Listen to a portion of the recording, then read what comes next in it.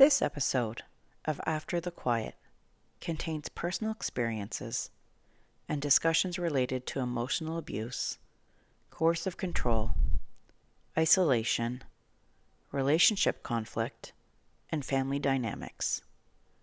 Some content may be distressing or triggering for listeners. Hi, and welcome back to After the Quiet. This is episode 68. Today's episode is about something that, at first, didn't seem like a problem. In fact, I thought it was probably a good thing. He joined a motorcycle club. At the beginning, I didn't think much of it.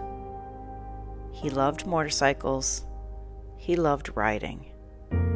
And honestly, I thought riding with a group was probably safer than riding alone. At least if something happened, there would be other people around, other riders, other vehicles who would see them. So initially, I was supportive. He had found a community, people who shared his interests, people he enjoyed spending time with. And after everything we had been through, I thought maybe this would make him happy. What I didn't realize was how much of our life would start revolving around it. The first clue was when he started talking about being patched in. I had no idea what that meant. I wasn't part of that world.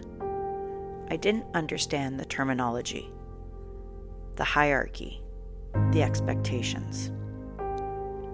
But eventually I learned. To become an official member, there were responsibilities.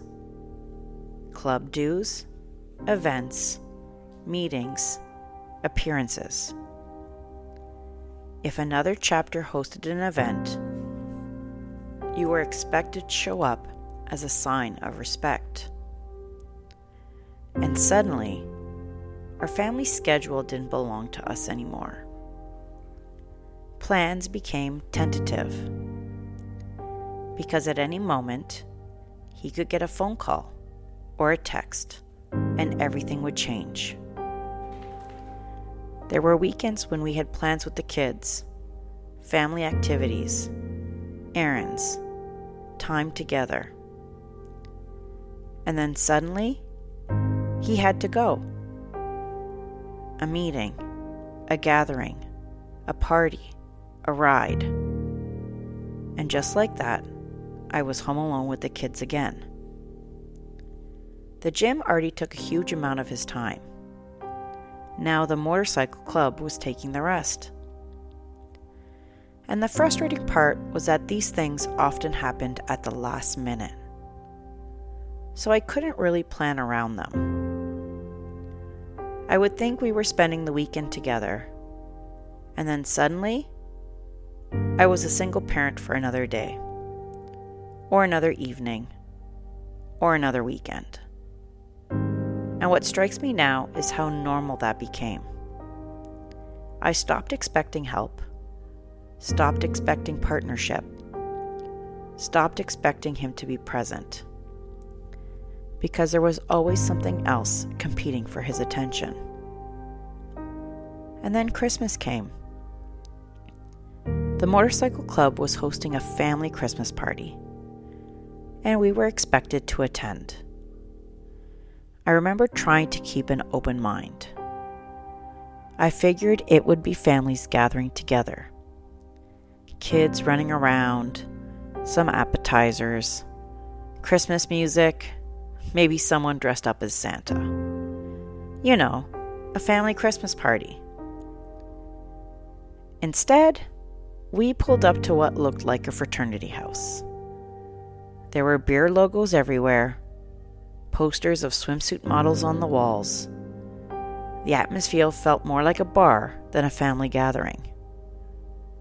And there weren't many children. In fact, there was only one other family there with kids. The kids got some small gifts, we made polite conversation, and thankfully, we didn't stay very long.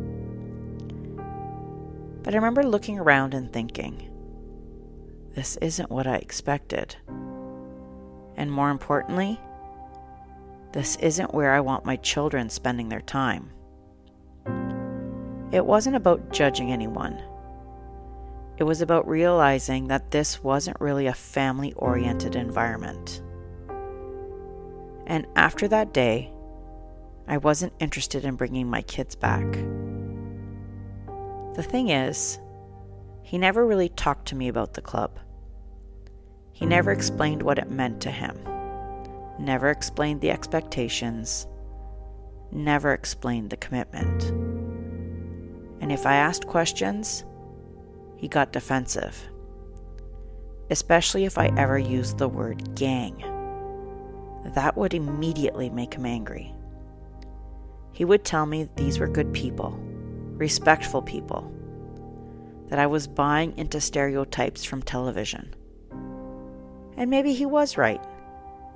Maybe I didn't understand it.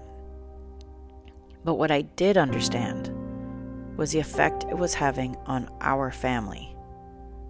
Because regardless of what the club was or wasn't, the result was the same. He was gone. Again. Gone at meetings, gone at events, gone at rides, gone at parties, gone at the gym. Physically, we were living in the same house. But emotionally, he was somewhere else. And looking back now, I think that's what bothered me most. Not the motorcycles, not the club, not the patches. It was that every new hobby, every new interest, every new commitment seemed to pull him further away from us.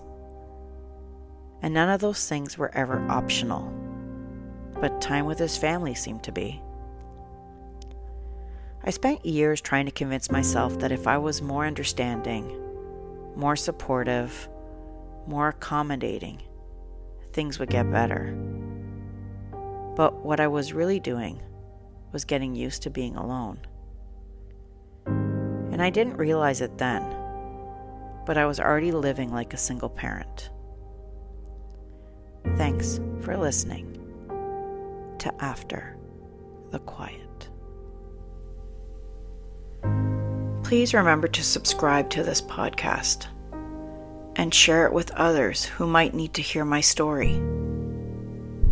And also join me on Instagram at after.the.quiet.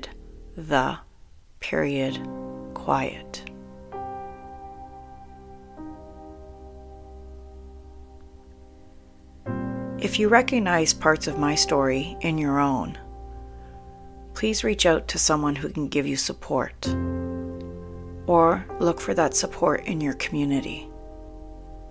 You are not weak for needing help. You are human. Your voice deserves to be heard.